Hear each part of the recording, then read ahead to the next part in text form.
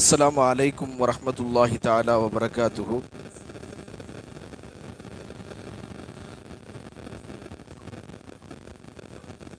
அல்ஹம்துலில்லாஹ் வஸ்ஸலாத்து வஸ்ஸலாமு அலா ரசூலில்லாஹி ஸல்லல்லாஹு அலைஹி வஸல்லம்.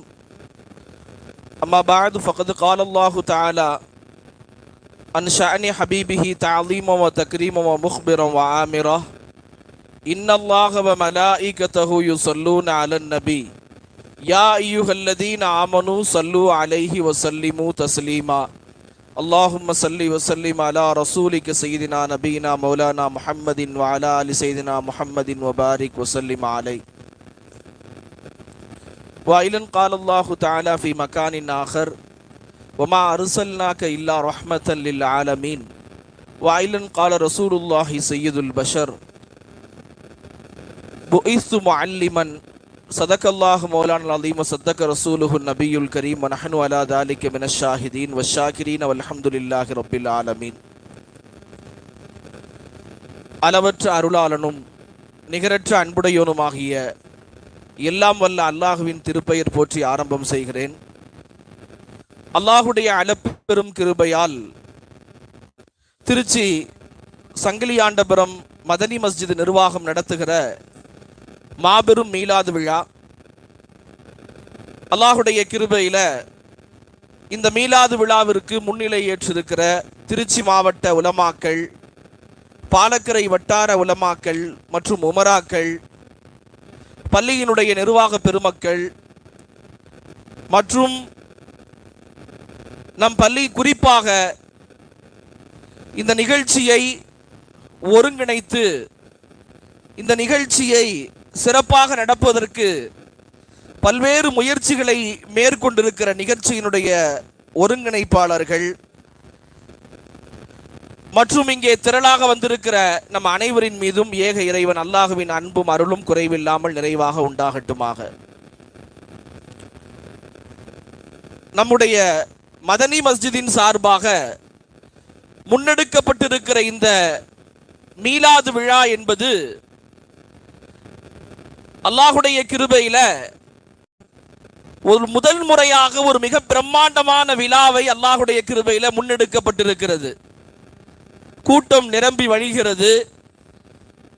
இடப்பற்றாக்குறை கூட நம்முடைய கண்களுக்கு தென்படலாம். ஆனால் அல்லாஹு தாலாவுடைய அருள் இறங்கி கொண்டிருக்கிற சபை இது. எங்கே கூட்டங்கள் நிரம்பி அங்கே இடப்பற்றாக்குறை ஏற்படுகிறதோ அங்கே அல்லாஹு தாலா ரஹ்மத்தை அள்ளி தருகிறான். அல்லாஹுடைய ரஹ்மத்திற்கும் அல்லாஹுடைய சக்கீனத்திற்கும் உரிய சபையாக அது மாறி போகிறது.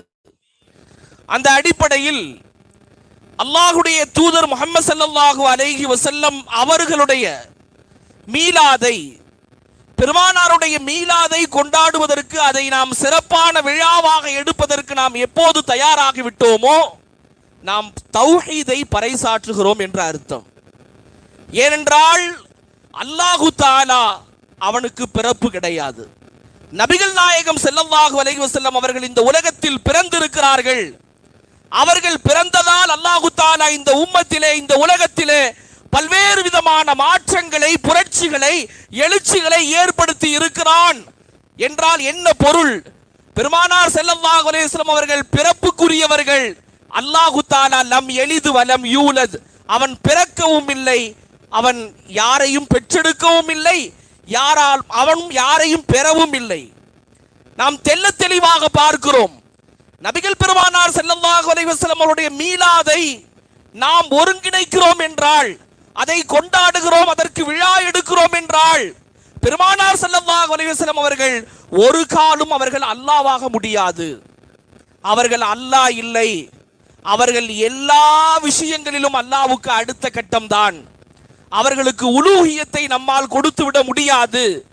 உலூஹியத்திற்கு சொந்தக்காரர் முஹம்மது ரசூலுல்லாஹி ஸல்லல்லாஹு அலைஹி வஸல்லம் அவர்கள் இல்லை என்பதை நாம் ஆணித்தரமாக பதிவு செய்வதற்கு தான் அல்லாஹு தாலா இது போன்ற சபைகளின் மூலமாக நிரூபிக்கின்றான். முஹம்மது ஸல்லல்லாஹு அலைஹி வஸல்லம் அவர்கள் இந்த உலகத்தில் பிறந்ததால் இந்த உலக சமுதாயத்தில், இந்த உலக அரங்கில் ஏற்பட்ட மாற்றங்கள் பல்வேறு விதமான மாற்றங்கள். நபியினுடைய மொத்த வாழ்வும் ஒரு அதிசயமான வாழ்வுதான். பிறந்தது முதல் நபி இந்த உலகத்தை, இந்த பூ உலகை விட்டு ரசூலுல்லா விடைபெற்ற தருணம் வரை பெருமானாருடைய மொத்த வாழ்க்கையும் ஒரு அதிசயமான, ஒரு ஆச்சரியமான வாழ்வுதான். யாராலுமே அதை புரிந்து கொள்ள முடியாது, அதை முழுமையாக விளங்கிவிட முடியாது. பெருமானார் ஸல்லல்லாஹு அலைஹி வஸல்லம் அவர்களை யாரெல்லாம் ஆழமாக படித்தார்களோ, அதை முன்னோக்கினார்களோ, அத்தனை பேரும் வியப்பின் விளிம்பிற்கு சென்றார்கள், அதிசயித்து போனார்கள். காரணம் என்ன? அல்லாஹு தஆலா அப்படிப்பட்ட ஒரு படைப்பாக பெருமானாரை படைத்தான். ஹஸான் இப்னு சாபித் சொல்வதை போல, அஜ்மலு மின்க லம் தர கத்து ஐனி, இந்த உலகத்தில் நபியே உம்மை விட ஒரு சிறந்த ஒரு அழகை நான் பார்த்தது. அஜ்மலு மின்க லம் தர கத்து ஐனி, உம்மை விட சிறந்த அழகை என்னுடைய கண் பார்த்ததில்லை.